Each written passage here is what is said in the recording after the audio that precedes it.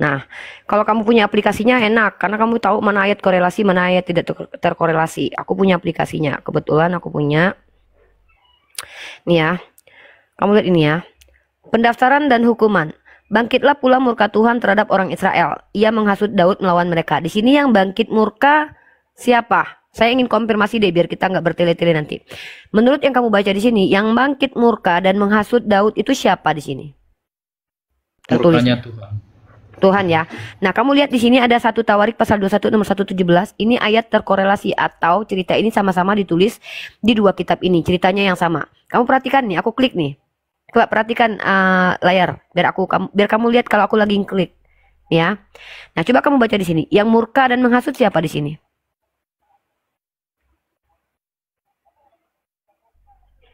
Iblis bangkit melawan orang Israel dan membujuk Daud untuk menghitung orang Israel. Nah, kalau di dalam kitab Samuel dikatakan Tuhan yang bangkit dan menghasut, tiba-tiba dalam kitab Tawarik, iblis yang bangkit lalu menghasut. Bunda. Silakan, Tadi di Tawarik mana yang benar? tertulis di mana, Bunda? Tawariknya di 1 Tawarik pasal 21 nomor 1. Pasal 21. Oke, kamu sambil cari. Itu nomor berapa, Bunda? Nomor 1. Nomor 1 ya. Nanti yang tukang COD-nya nonton lagi, dasar ibu ini live aja utang belum dibayar katanya. Bentar ya, aku bayar dulu ya. Siap, lanjut Bunda.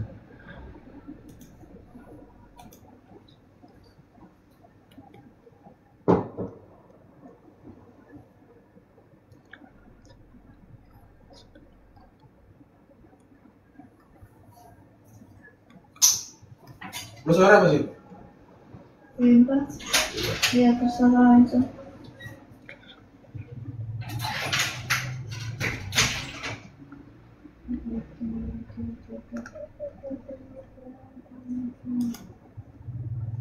Bebas.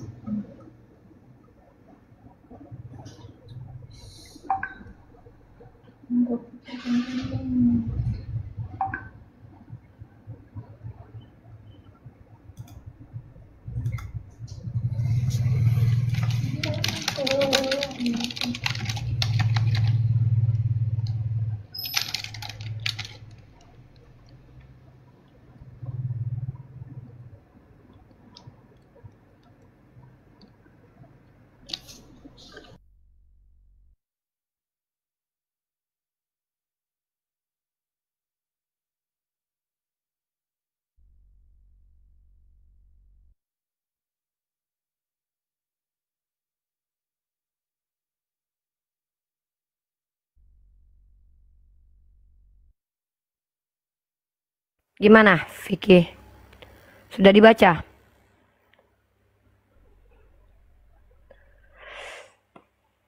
Sudah. Oke, silakan. Jadi, brotherku, kami ini kan tadi kan Anda bilang bahwa oh itu sejarah Uni. Yang namanya sejarah itu pasti valid, tidak, Dek.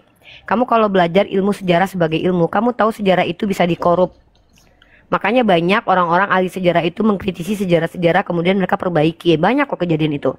Makanya dikatakan informasi yang benar tentang Tuhan itu tidak berasal dari hasil sejarah. Karena kalau dari hasil sejarah berarti Tuhan perspektif manusia. Yang namanya informasi tentang Tuhan itu haruslah dari wahyu, pewahyuan. Informasi dari para nabi. Nabi itu bukan sejarawan. Nabi itu mereka dapat informasi tentang Tuhan bukan karena mereka pelajari tentang Tuhan, bukan. Diberitahukan oleh malaikat Tuhan kepada mereka. Itu definisi kalau kamu mengikuti agama samawi. Tapi kalau ternyata kamu menyandarkan Yesus itu dari sejarah, nih mohon maaf nih, kamu maksud mungkin sejarah tentang Yesus itu dia mati di salib itu kan menurut Tacitus sama Flavius Josephus, kan kamu bilang begitu. Pertanyaannya, apakah Flavius Josephus dan Tacitus menyaksikan penyaliban itu? Tidak, mereka dapat dari orang juga. Pertanyaannya, orang yang menyampaikan informasi ke Flavius dan Josephus itu adalah informasi yang benar atau palsu? Apakah Yesus anak Maria atau bukan? Karena by the way, pada waktu itu nama Yesus itu nama yang lazim dipakai oleh laki-laki pria dewasa di Yerusalem. Contoh, penjahat yang sedang dihakimi sama Yesus yang menggantikan Yesus itu namanya juga Yesus. Tapi Yesus bin Barabas. Nah, jadi begitu. Jadi tidak bisa dikatakan informasi tentang Tuhan itu disandarkan kepada sejarah. Islam, Al-Quran itu tidak divalidasi sama sejarah. Masa perkataan Tuhan divalidasi sama hasil karangan manusia, hasil penelitian manusia? Hasil penelitian manusia itu tidak absolut kebenarannya, karena yang namanya saintifik pun sampai detik ini masih dinamis. Nah, jadi itu kenapa kami mengatakan kalau kita mengatakan kitab kita suci harus ada alasannya. Apa alasan kitabmu dikatakan suci? Kalau saya mampu menjawab dengan 5 alasan malahan. Bahkan itu masih alasan paling kecil lah. Masih banyak alasan lainnya yang bisa saya sampaikan kenapa Al-Quran dikatakan suci. Tapi kalau Bible penulisannya tidak diketahui, kamu ngerti nggak Septuaginta itu apa? Kalau nggak ngerti biar Uni Ya. kasih paham. Nah, Boleh kasih tahu Bunda. Nah, Septuaginta kamu nanti cross check ya, Dek. Kalau Uni salah kamu boleh bantah. Nanti cari Uni lagi bilang Uni bohong, nggak gitu artinya. Septuaginta itu adalah kitab sucinya orang Yahudi yang diterjemahkan ke bahasa Yunani, konon katanya di zaman Raja Ptolemy di abad ketiga sebelum Masehi. Itu Septuaginta. Katanya teks Tanakh. Teks Mesora yang kamu lihat berbahasa Ibrani sekarang ini itu dituliskan oleh keluarga Mesoret menggunakan bahasa Ibrani di abad ke-9 setelah Masehi, setelah Islam datang. Dan kamu tahu nggak? Antara Septuaginta ini dengan teks Mesora itu pun berbeda-beda deh. Mau tahu? Mau dibuktikan? Septuaginta Boleh, itu boleh. kitab Yesaya yang sama dengan Yesaya di teks. Jadi beda, terjemahannya yang beda, tapi itu bertentangan. Contoh, kamu mungkin nggak punya link Septuaginta. Saya punya link Septuaginta. Sekarang saya kasih kamu. Kamu boleh foto. Nanti kamu boleh ambil link Septuaginta nih. Ini linknya ya. Maaf kamu Uni Oke. kecilkan ya, Dek, biar Uni bisa besar sendiri dan kamu bisa melihat secara ini. Ini ya. Ini saya buka dulu 2 link dulu. Kamu boleh foto link ini sebagai sumber literasi kamu. Kamu boleh cross check. Kamu boleh katakan tanya ke gereja apakah ini dipakai atau tidak, valid atau tidak. Ini linknya. Kamu silakan screenshot dulu. Nanti kamu buka sendiri. Itu linknya. Kalau mau screenshot dulu. Maksudnya Uni sudah. Uni minta Sudah, kamu Bunda. cek sendiri. Nah, kamu Ya. lihat di sini Yesaya pasal 69 nomor 10. Yesaya, kita buka Yesaya. Yesaya. Bentar ya, Uni buka dulu 69. 63 bentar. Bentar ya, Dek ya, sabar. Oke, kita pakai teks Septuaginta. Yesaya 63 nomor 10 kamu buka. Coba kamu buka di Perjanjian Baru sekarang. Yesaya pasal 63 nomor 10. 63 nomor 10. Sebentar. Kita buka di Septuaginta Yesaya. ya. Pasal 63 nomor 10, Dek. Itu perjanjian lama. Iya, Septuaginta. Septuaginta ini dipakai sama Kristen. Teks berbahasa Yunani ini, teks berbahasa Yunani-nya, Dek. Nih, lihat nih. Nah, diterjemahkannya Ya. ini. Lihat di ayat ke-10-nya. Di ayat Yesaya ke-10-nya. 63 ayat 10 ya. Iya. Siap. Oke. Tetapi mereka memberontak dan mendukakan Roh Kudusnya, maka No, ia- ayat 9. Sorry, ayat 9. ayat 9. Oke, siap. Dalam segala kesesakan mereka. Ini nomor 9 tanggung kalimatnya, Bunda. Mungkin Iya, kubaca betul dari itu. nomor 8 ya. Boleh, silakan. Kamu boleh Bukankah baca. ia Boleh. berfirman, sungguh merekalah umatku, anak-anak yang tidak akan berlaku curang, maka ia menjadi juru selamat mereka dalam segala kesesakan mereka. Bukan seorang duta atau utusan, melainkan ia sendirilah yang menyelamatkan mereka. Dialah yang menebus mereka dalam kasihnya dan belas kasihannya. Ia mengangkat dan menggendong mereka selama zaman dahulu Oke. kala. Oke, saya akan tunjukkan masalahnya di mana. Itu dalam bahasa Inggrisnya, ya kamu kan dapat terjemahan bahasa Indonesianya tuh. Out of all their affliction, not an ambassador, bukan seorang duta, betul? Not a messenger, bukan seorang utusan, but himself Ya. saved them, tapi dia sendiri yang turun menyelamatkan, betul? Ya, Nah, itu LAI mengambil terjemahan di Septuaginta. Tapi dalam bahasa asli yang diakui oleh orang Yahudi, bukan begitu tulisannya. In all their troubles was trouble, and the angel Malak Of Elohim. Ya, kalau kita lihat bahasa aslinya di sini Malak Elohim ya. Malak Elohim. oke. Bukan dia yang turun, tapi malaikat Tuhan. Malak Yahweh atau Malak Elohim. Ya, angel of divine ya. Nah, artinya antara kedua terjemahan saja itu bertentangan. Bagaimana mau menjadikan kitab ini sebagai panduan. Nah, dan lucunya lagi kalau Uni Pandu aja kamu dari sini kamu buka sendiri kalau kamu punya ininya. Kalau seandainya ini kan mensupport Tritunggal nih, seolah-olah Tuhan turun sendiri, ya kan? Maka LAI mengambil terjemahan yang di Septuaginta, betul nggak? Menafikan yang di teks Mesorah. Tapi kamu tahu nggak? Kalau seandainya ia mendukung lagi di Septuaginta tidak mendukung nubuatan, tidak dipakai Septuaginta, yang dipakai teks Mesorah. Pada Septuaginta itu adanya 3 abad sebelum Masehi. Teks Mesorah itu adanya setelah 9 abad setelah Masehi. Jaraknya jauh. Pada kitab yang sama-sama kitab Yesaya. Nah, bukti kalau LAI tidak konsisten mengambil terjemahan, kadang mengambil yang kalau yang menguntungkan Septuaginta, yang mensupport doktrin kita pakai Septuaginta. Kalau seandainya Septuaginta berbeda dengan teks Mesorah, ternyata mendukung doktrin teks Mesorah, pakai teks Mesorah. Nah, ini saya sudah tunjukin. Kalau di dalam teks Septuaginta, Tuhan sendiri yang turun. Kalau dalam teks Mesorah, Malak Elohim atau Angel of Divine, Angel of the Divine Presence dikirim sama them gitu ya, dikirim untuk mereka. Artinya ada perbedaan siapa yang turun ke bumi, malaikat Tuhan atau Tuhan sendiri, oke?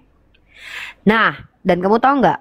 Dalam Hosea pasal 1 ayat 11, nih saya tunjukin lagi nih, justru kebalikan. Ini nih, ini Hosea, saya lagi tunjukin sama kamu nih.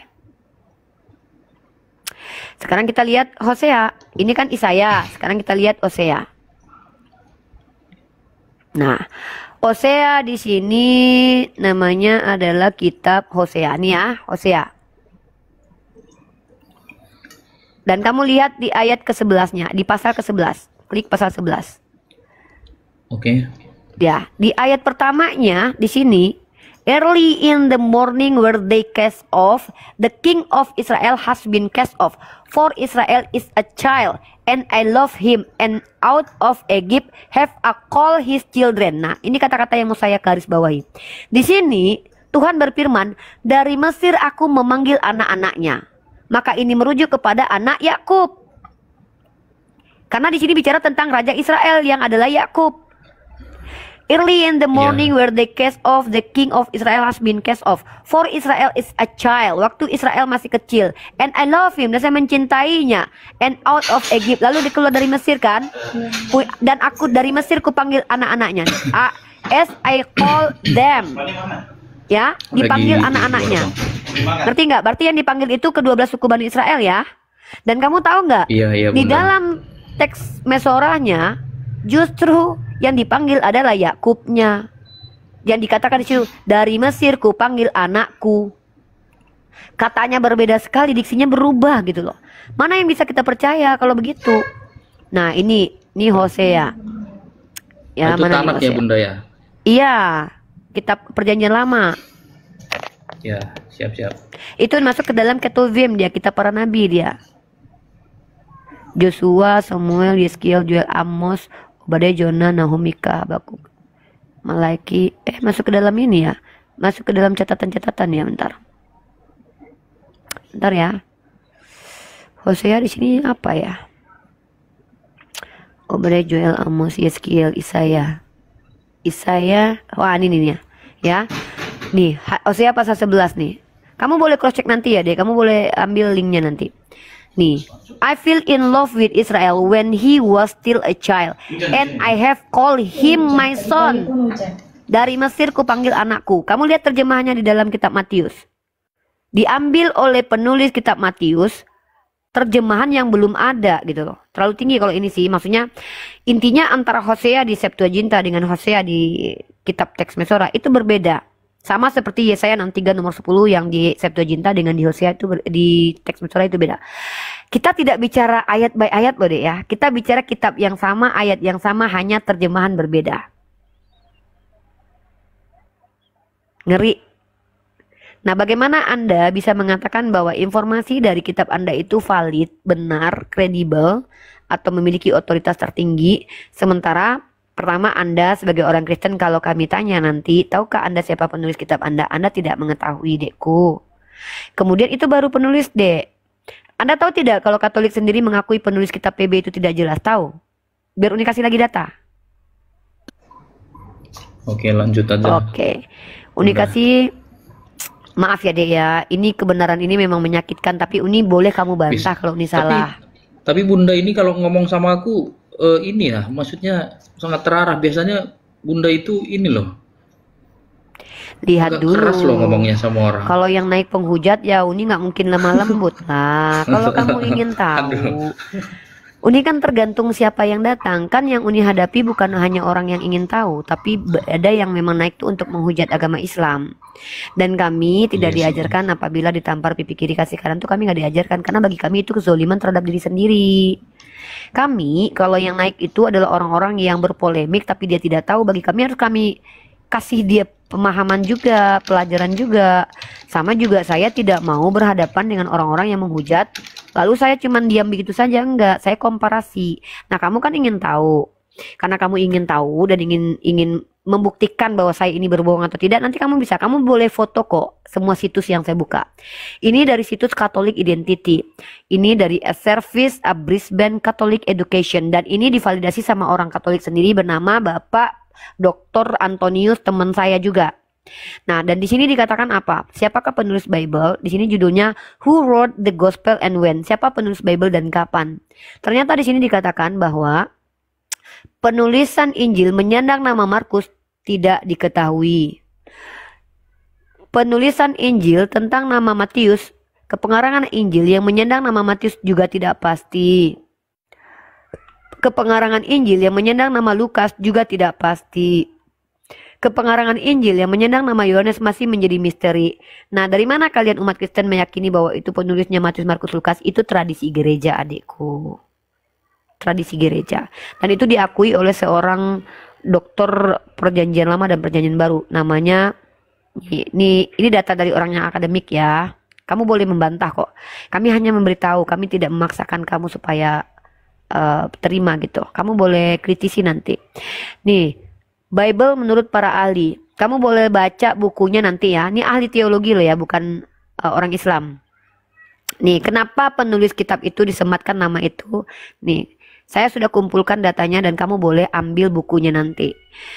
Nih, menurut Gizi Van Niftrik dan B.J. Boleyn, ini dalam buku Dogmatika Masa Kini, bukunya buku BPK Jakarta tahun 1967 halaman 298. Kamu boleh cari bukunya nanti.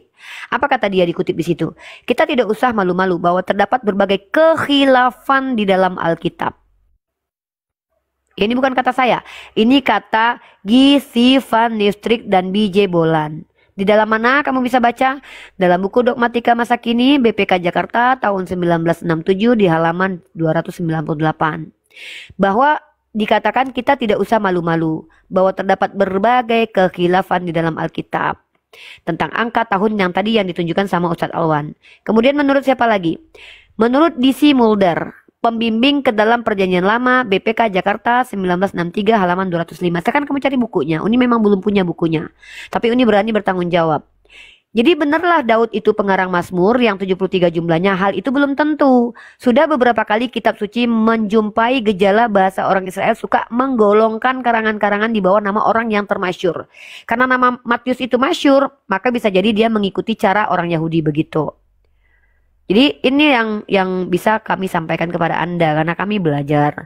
Kalau menurut Anda, menurut adindaku ini, Uni salah. Uni menunggu setiap hari di komal-komal untuk dibantah apa yang disampaikan hari ini. Dengan cara apa? Silahkan ambil waktu untuk baca literasi yang kami sampaikan. Cari tahu apakah literasi yang kami sampaikan itu literasi yang valid di Kristen atau literasi yang tidak diakui. Yang kedua, apakah yang kami sampaikan itu benar atau tidak? Pelajari sendiri. Yang ketiga, kalau yang kami sampaikan itu benar dan tak terbantahkan, apa alasan untuk menolak kebenaran itu? Mungkin itu. Tapi terserah kepada kamu. Kami tidak boleh memaksakan pendapat. Kami hanya berbagi informasi saja di sini. Izin Suaranya nambah nggak boleh ada. Uni? Boleh Ustadz. Uni, mohon maaf Uni, ini bosku udah datang. Mungkin kita lanjut Oh iya udah. next ya. Tapi Makasih Ustadz ya Awan dengerin untuk Ustadz Umi. Awan ngomong ya. Mungkin Dengar, Ustadz Awan dengar, ngomong. dengar. Iya boleh, aku sambil dengerin aja. Ya. Ya, terima kasih ya buat Bang Ken yang bisa kita kategorikan santun ya. Luar Dan biasa beliau ini. seyogianya memang begitulah kita Makasih belajar, Pak Ustadz sama Bunda. kita belajar itu kan dalam artian sebenarnya kita kalau misal dalam ranah diskusi ya kita bisa bedakan, kata Uni bilang tadi, mana nih yang ada yang memang berpolemik, ada yang memang ingin bertanya. Kalau saya tipikal kalau ada yang berpolemik saya mending kabur aja deh. saya malah tidak kuat ya. Tapi kalau Uni jangan main-main kalian ya, karena beliau ini mujahidah, pejuang ya, jangan macam-macam. Saya tambahkan begini, dalam penulisan Bible tidak hanya tidak dikenal, unknown. Saya mau kemukakan sebuah fakta yang saya dapat dari Introduction from the King's Bible. Jadi di King James Bible itu ada satu buku New Revised, dia revisi baru ya. Mungkin kalau kawan-kawan yang punya revisi baru King James Bible yang diterbitkan oleh Red Letter, nah itu bisa kalian buka di bagian pengantarnya. Khususnya tentang Ibrani, kitab Ibrani. Beberapa orang mengira ada kesepakatan di antara bapak-bapak gereja. Siapa sebenarnya penulisnya ini? Tadi Uni sudah katakan itu tradisi gereja, itu betul sekali. Jadi Memoir of Jesus, Markus, Lukas, Yohanes, Matius itu oleh beberapa penulis menganggap itu diberikan nama oleh Irenaeus. Irenaeus lah yang memberikan nama itu. Tapi di khusus Ibrani, menarik di buku pengantar King James Bible itu diterangkan ada yang berpendapat, ini kita bagi pendapat, ini pendapat berbeda-beda nih. Pendapat yang umum, general, dia bilang tidak diketahui. Satu. Terus, ada yang berpendapat, dan ini yang dipakai oleh banyak orang Kristen, pendapat dari Bapak Gereja Eusebius, yang dikenal sebagai historian. Dia menganggap itu tulisan dari Paulus. Ya, jadi Eusebius abad keempat percaya bahwa itu adalah tulisan Paulus. Menariknya, Bapak Gereja sebelum Eusebius, ada Origen, dia mengatakan itu bukan Paulus yang tulis Ibrani itu. Terus siapa? Origen hanya bilang, ya kayaknya bukan Paulus deh, tapi dia tidak sebutkan siapa kira-kira yang tulis. Coba lihat ya, bagaimana Bapak Gereja kebingungan juga menentukan siapa penulisnya. Origen tidak tahu nih siapa yang tulis kitab Ibrani ini. Nah, kalau Tertullianus itu dia menyebutkan siapa sebenarnya penulis Ibrani, bukan Paulus tetapi Barnabas. Jadi ini kita tidak tahu ini siapa yang benar, apakah Tertullianus, pernyataan Tertullianus atau pernyataan Eusebius, dia kitab Paulus atau kitab punya Barnabas. Nah, yang menarik Martin Luther tahu ya, pendiri daripada Protestan, Martin Luther, dia punya istilah lima sola itu, sola scriptura, sola fide dan lain-lain. Dia terangkan bahwasanya yang menulis itu ya itu adalah Apolos. Ingat perkataan Paulus ketika berbicara begini, aku dan Apolos adalah satu. Aku menanam dan Apolos yang menyiangi. Itu perkataan Paulus itu. Nah, teman dari Paulus itulah yang dikatakan oleh Martin Luther sebagai penulis Ibrani. Jadi bukan Paulusnya, tapi temannya. Namanya Apolos. Yang terbaru itu oleh Adolf Harnack. Ini salah seorang agamawan. Dia mengatakan yang menulis itu bukan Apolos, bukan Barnabas, bukan Paulus, tapi adalah Priscilla. Coba lihat.